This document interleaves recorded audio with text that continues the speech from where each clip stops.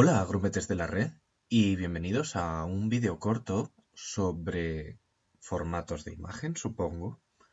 Lo iremos descubriendo poco a poco. Lo primero que estamos viendo es esta imagen, este archivo, que es de un juego que ya puede irse considerando un pelín viejete, que es el Imperium 3. Es un juego de estrategia real y, como veis, pues por debajo lo que tiene son estas texturas. Están comprimidas, están en su propio formato, toda una serie de cosas, pero a la larga son solo mapas de bits. Ahora bien, ¿qué tienen de especial? ¿Por qué vamos a hablar de ello? Pues el primer punto es que es una imagen de color indexado. ¿Y qué quiere decir eso? Pues es lo que vamos a ver hoy, sin más. Vamos a meternos a GIMP para explicarlo mejor, ¿vale? Es la misma imagen, es el mismo archivo. Y normalmente uno esperaría ver aquí en esta parte los tres canales, ¿no? RGB, incluso un alfa. En el caso de mapa de bits, pues no esperaríamos un alfa, pero bueno, sí un RGB. Y no, vemos que nos dice que está indexado. Qué raro, ¿qué es eso? Y aquí, en una pestaña que se llama paletas, pues podemos ver, ¿no? su mapa de colores. Normalmente un mapa de bits es un archivo que pesa mucho. De hecho, este mismo lo he abierto en Paint, lo he guardado como normalmente guardaríamos un mapa de bits. Y como podéis ver, ocupa bastante más. El truco está aquí. Si nos vamos a propiedades, en detalles, un archivo común, digamos, tiene profundidad en bits 24. Eso quiere decir que por cada píxel va a guardar 3 enteros de 8 bits. Bueno, no, puedes no decir enteros, pero bueno, sí va a ser un byte por canal, el famoso de 0 a 255, ¿no? Entonces, esos tres canales por los 8 bits que tiene un byte, pues hacen la profundidad de 24 bits. Es lo suficiente y recomendable para un efecto fotorrealista. Es decir, con esto nuestro ojo ya pues, no necesita mucho más. Están las de 32 bits, que eso ya sí que sí, no necesitas más. Pero bueno, 24 es un grandísimo equilibrio entre calidad y pues que no pese demasiado. Aún así, lo que son los mapas de bits, los PMP, ocupan mucho. Un PNG, un JPG, son mejores. No vamos a entrar en detalle ahora mismo. Hoy vamos a ver solo los mapas de bits. Pero bueno, como veis, aquí este pesa mucho menos. ¿Por qué? Si también es un BMP. Pero en este, si nos vamos a propiedades, en detalles, vemos que tiene una profundidad de bits de 8. ¿Y cómo hace esto? Si parece una imagen pues bastante normal, ¿no? Bueno, el truco está aquí, en esta paleta, que si le damos a editar, nos muestra toda la paleta entera. ¿Cuántos colores hay? Lo habéis averiguado, 255. Lo que va a almacenar en cada uno de estos píxeles, por ejemplo, en este de aquí, en este verde, lo que va a almacenar es el número 64. El número 64 escrito con un byte, con 8 bits. De nuevo, de 0 a 255. Todo esto va a ser como un mapa de índices. De ahí el nombre que recibe de mapa de bits con color indexado. En lo que es la imagen, por cada píxel va a almacenar 8 bits, que le van a indicar la posición en esta paleta de colores. Si os fijáis, los colores que aparecen aquí en la paleta pues son los que aparecen luego por toda la imagen. Y esa es la magia. Eso es todo lo que hay para que estas imágenes ocupen mucho menos que un mapa de bits normal y corriente. ¿Dónde se han usado o dónde se usan? Pues se usaban mucho, pues como veis en este caso, en juegos porque ocupaban mucho menos o en general para transmitir la información. Ocupa mucho menos a cambio de estar restringidos a 255 colores, que dependiendo del proyecto pues es viable o no. ¿Y dónde se usa mucho también? En la web, por esto mismo, porque ocupan menos y porque es mucho más rápido de leer la imagen. Una vez dicho esto, tiene sus contras, y es que es muy complicado editar una imagen con color indexado. Puedes modificar el color que hay en una casilla y entonces esté donde esté ese color, pues de pronto se convierte en un morado que le has puesto, lo que sea. Pero la complicación aumenta cuando además, en este caso, por ejemplo, en el caso de Imperium, te fijas que utiliza las 4 primeras filas para una escala de grises. Que esto, dentro del juego, lo que va a hacer, a lo mejor os lo podéis imaginar, pero lo que va a hacer es que donde estén estos colores de las 4 primeras filas hasta el 63, lo va a teñir del color del jugador, con la intensidad que marque esa escala de grises. Así la capa aparecerá roja si el jugador es de color rojo, o azul si es de color azul, etc.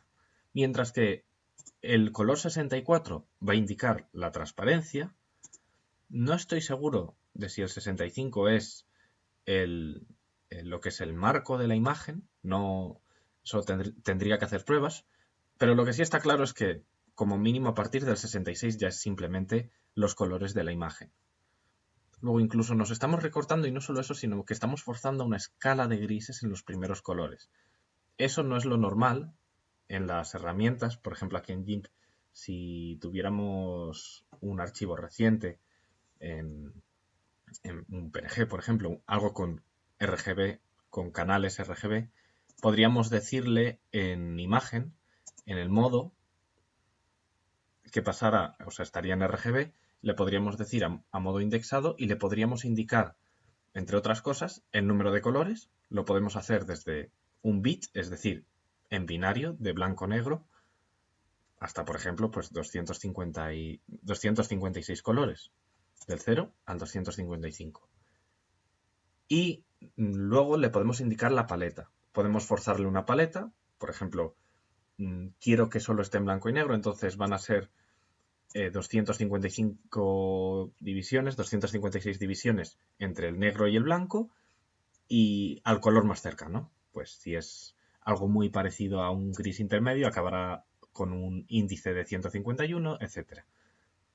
Pero luego está lo que es la paleta óptima, que calcula, hace simplificaciones, eso es asunto de matemáticas, y ve qué colores están aportando más a la imagen. Y con esos colores, pues son los 256 colores que se queda para la paleta. Pero claro, aquí estáis viendo que si hacemos eso, pues no podemos hacer esto de arriba. Necesitamos manipularlo de alguna manera. Y aquí es donde entra la segunda parte, que es la manipulación de este tipo de imágenes. Y de imágenes en general. Pero con las imágenes con color indexado se hace bastante más necesario el poder manipularlas a gusto. O al menos poder pasar a RGB y luego manipular la paleta si lo vuelves a pasar a color indexado. Este tipo de cosas. Voy a cerrar GIMP, no lo vamos a usar. No vamos a editar imágenes con GIMP, aunque parezca mentira. Sino que vamos a usar Octave, el primo gratis de MATLAB. Para que no conozca, ¿vale? Tenemos dos partes, esto que sería el equivalente a un editor de texto. Si yo abro, por ejemplo, vamos a hacer pasar de BMP a PNG, estas son pruebas que ya he hecho, ¿vale? Entonces, si tenemos un archivo de texto, aparece aquí, lo podemos editar, lo podemos guardar, etc. Esto pues, son las típicas opciones que esperas de un editor de texto. Lo único que como está dentro del programa, pues todo bastante bien integrado. Maravilloso, perfecto. Y esto de aquí abajo, de hecho voy a abrir ya directamente el Changer, ahora lo explicamos. Esto de aquí abajo es una consola de comandos, ¿veis? Ventana de comandos. Aquí puedes llamar a comandos, por ejemplo, yo puedo decir el mínimo de 2 y de 3, 2. Perfecto, maravilloso. No es muy agradable programar así, pero sí que te sirve para llamar a funciones. Por ejemplo, si yo parase aquí, ¿vale? Esto es un paro en la ejecución, le doy a ejecutar, se para ahí. Estas son las variables que tenemos ahora mismo, ahora hablaremos de ello, pero por ejemplo, yo esta siguiente instrucción la puedo ejecutar aquí abajo y ver qué pasa.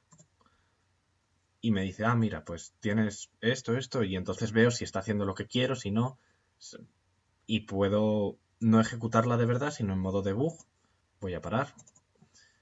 Se puede llamar a las funciones, en fin. Lo normal es escribir aquí tu código, pero como lo lee línea por línea, tú podrías ir ejecutando estas líneas. De hecho, si damos control C y pegamos aquí, estamos haciendo exactamente lo mismo que si le damos a ejecutar. No pasa nada. Y ahora vamos un poco a la chicha. ¿Cómo leemos estas imágenes con color indexado? Lo primero es que nos vamos a basar en muy pocas cositas de Octave, que es el imRead, que es leer una imagen, imWrite, escribir una imagen. Estas son dos funciones que me he hecho, que están aquí en estos archivos, que son bastante sencillas. Y esta otra, ¿no? De int to RGB, que lo que hace es precisamente pasar de esta imagen indexada con este mapa a una imagen en RGB, que luego, como veis, es la que guardaremos. Vamos paso por paso. Lo primero de todo es que estas imágenes, no por nada, sino por cómo están diseñadas, tienen como fotogramas, diríamos, ¿no? Como frames. Y tienen 8 columnas siempre y un número variable de filas. Las 8 columnas es porque están puestas para los 4 puntos cardinales y los puntos intermedios, ¿no? Norte, sur, este, oeste y noroeste, noreste, sudoeste, sudeste. De ahí que, pues, las definamos aquí. Si esto fuera una función, las definiríamos como parámetros de entrada y no pasaría nada.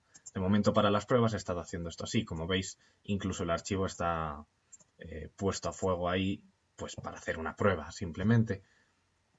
Lo suyo sería este código de aquí, ponerlo como función, en el que entran como parámetros el nombre del archivo, o incluso el nombre con el path completo del archivo, el número de columnas y el número de filas.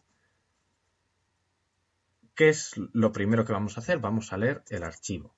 La función leer archivo, de hecho lo vamos a mirar, así hacemos un poco de apología de Firefox. La función imRead de Octave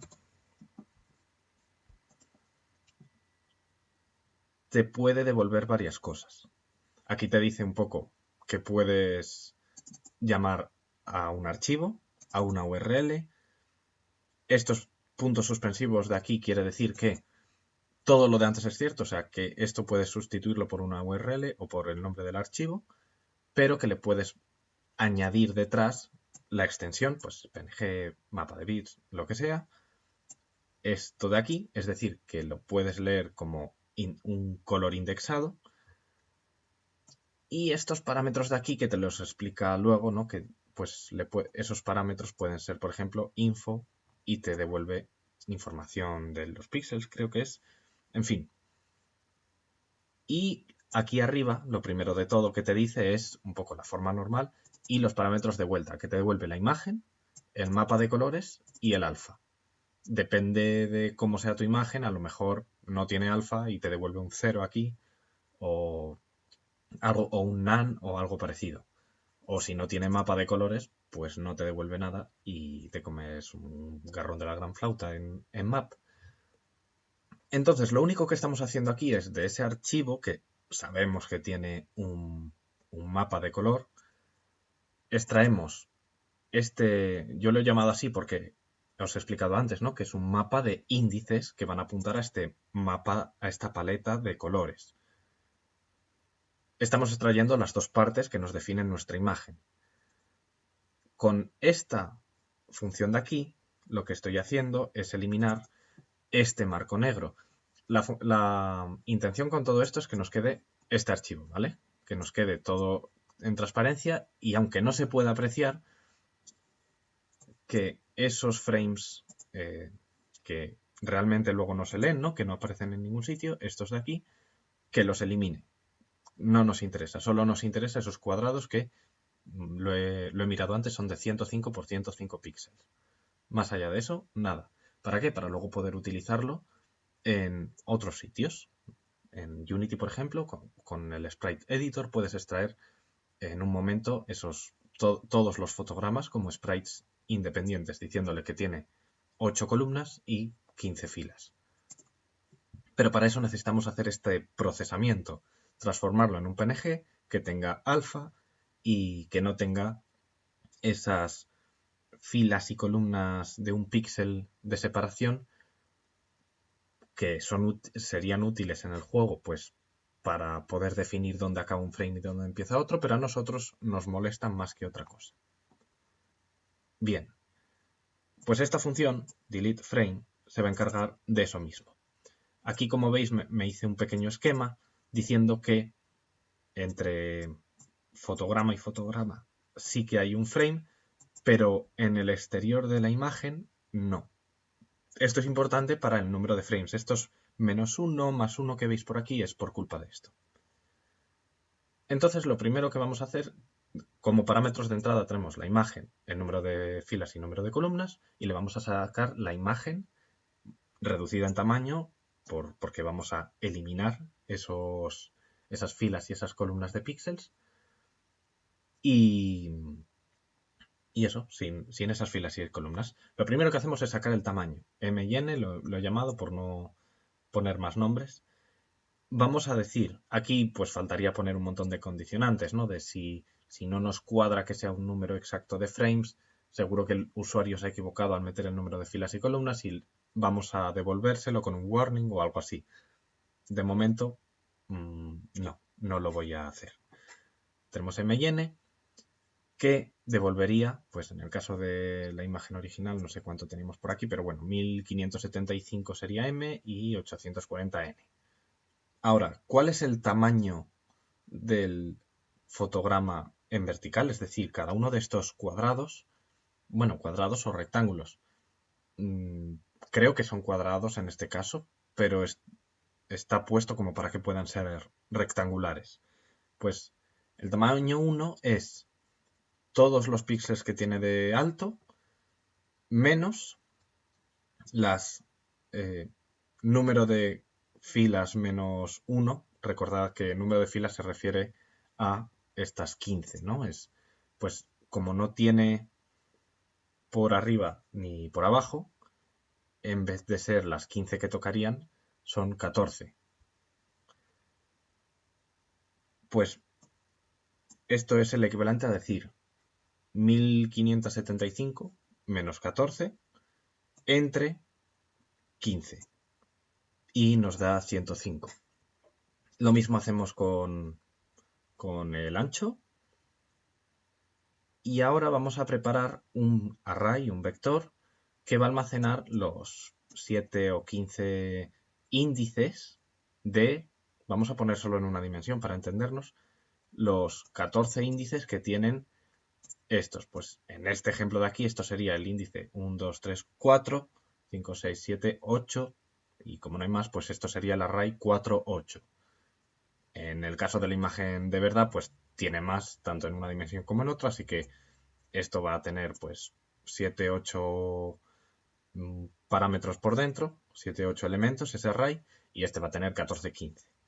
Y estos +1, -1 son todo ajustes derivados del hecho de que no tenemos frame por arriba y por abajo, así que no es el número exacto de filas y columnas que tenemos. Con filas y columnas siempre me refiero a frames, digamos, esta tendría 4 por 3, o bueno, 3 por 4, depende de la anotación. Y nada, simplemente vamos a decirle que las filas para todos los elementos, o sea, para todas las columnas de las filas marcadas por estos índices, los borramos, los eliminamos. Y esto va a hacer pues que esta de aquí haga ¡pop! Y esa va a ser nuestra nueva matriz. Cuando tengamos todo eso hecho, la siguiente instrucción hace lo mismo, pero con las columnas. Y esto ya no es tan fácil de seleccionar, pero toda esta columna de aquí y esta las eliminaría. Para eso sirve el haber almacenado previamente todos estos índices en un array. Con esto lo que tenemos es la imagen, pero en vez del alfa seguiríamos teniendo ese color verde porque no lo hemos quitado. ¿Para qué iba a quitarlo? Así que nos falta la segunda parte, que es extraer una máscara.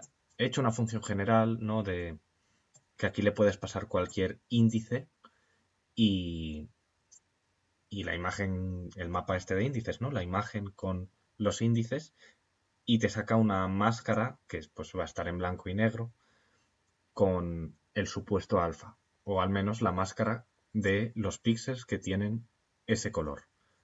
Por dentro no tiene nada muy mágico, de hecho casi ni merece la pena meterlo dentro de una función, pero bueno, siempre queda más elegante dejarlo como una función y si quieres luego esto por dentro lo puedes complicar como quieras o hacer las comprobaciones que quieras. Por ejemplo, que no existe ese índice, lo que sea. El caso es que compara elemento a elemento si son iguales a ese índice y con eso elabora una máscara de booleanos. Bueno, en Octave se llaman logicals, pero son booleanos. Y por último, con esa imagen llena de índices y ese mapa, esa paleta, le decimos que nos lo convierta en un RGB, que lo vamos a llamar A, como lo podríamos llamar de cualquier forma. Y esa ya es la imagen que vamos a escribir. Vamos a escribir A con el nombre miarchivo.png. Creo que me podría haber ahorrado el PNG, pero bueno, va a ser de tipo PNG. Y esto es uno de esos parámetros extra que le puedes meter. De hecho, vamos a ir a la documentación de nuevo y vamos a buscar lo mismo, pero con right y de Octave. Y como veis, como antes, lo básico es decir que vas a guardar esta matriz o este array con este nombre, le puedes decir la extensión como punto extra. Si es de tipo de color indexado, pues le das el mapa, ¿no? Y además de todo eso, detrás le puedes poner parámetro y valor. Y el primero que nos aparece, o sea, pueden ser de varios tipos. Por ejemplo, podemos comprimirlo. Y en nuestro caso, como nos interesa sacar un canal alfa, pues aquí le podemos indicar alfa, que volviendo al código, veis que aquí tenemos alfa y le vamos a decir que esa máscara de booleanos, por cómo está diseñado el contrario de esos booleanos, y que nos lo transforme en enteros de 8 bits, porque si no, no sabe leerlo como para transformarlo en un canal alfa. Y una vez hecho esto, pues esto es lo que he ejecutado para obtener este archivo. Ya está. Voy a dejarlo aquí. Pero bueno, la idea es que con estos mismos principios podemos aventurarnos a hacer lo contrario. Es decir, leer una imagen en RGB alfa y traducirla a un formato compatible con esto. Que el color de fondo, el transparente, esté en el 64, que ignoro si es algo estándar del color indexado, que el 64 sea el color transparente, o si es algo de cómo lee luego el juego por dentro los archivos. Colocar los frames, nos tocará hacer el proceso contrario, es decir, en vez de eliminar filas y columnas, añadirlas. Y por último, estructurar la paleta para que del 0 al 63 sea una escala de grises y del 64 en adelante, aparte de ser el 64 el transparente, pues sean estos otros colores que forman la imagen. No lo tengo implementado todavía, estoy en ello, estoy también a ver qué hago con el canal alfa porque es más complejo, es decir, pasar de un formato limitado, como es el color indexado, a RGB alfa es muy fácil porque es como si fuera un subconjunto, pero pasar de un RGB alfa a un color indexado tienes que hacer sacrificios y en el cómo haces esos sacrificios pues puede estar la diferencia entre que se vea mejor o peor. Por ejemplo, si tenemos un alfa muy bajito, ¿qué hacemos? ¿Le decimos que se va a ver ese color o que no se va a ver? Y nada, por lo demás, pues es simplemente eso. Es un proceso parecido, más complejo a lo mejor, pero no mucho. Y la salida, pues queremos que salga como BMP y le diremos que queremos que esté indexado, de ahí el map. Pero bueno, esto no está hecho ni mucho menos. Así que nada, hasta aquí. Solo quería hablar un poco de eso, este formato de imagen, que seguro que muchos no lo conocíais, otros sí. Pero bueno, que siempre está bien saber estas cosas. y también un poco para animaros a que os aventuréis en Octave y un poco en la programación, para que veáis que puede ser una herramienta bastante más tangible de lo que os pensáis. Y es que, pues es un problema que podrías decir, ostras, me voy a tirar horas editando en GIMP esa paleta de colores para que esto resulte de otra forma. Pues puedes hacer eso o puedes dedicarte 5 o 10 minutos en Octave a programar un código cortito que coja esto y le ponga transparencia, o sea, que te lo transforme en RGB alfa, o como habéis visto, como estamos abriendo la imagen y el mapa de colores, ese mapa de colores tú lo puedes modificar a tu antojo, puedes colocar las 4 primeras filas, la imagen lo mismo, es decir, que puede facilitar en muchas ocasiones. No voy a dar más la brasa, hasta aquí el vídeo de hoy, espero que os haya gustado, que os haya sido de utilidad y nos veremos en el próximo vídeo.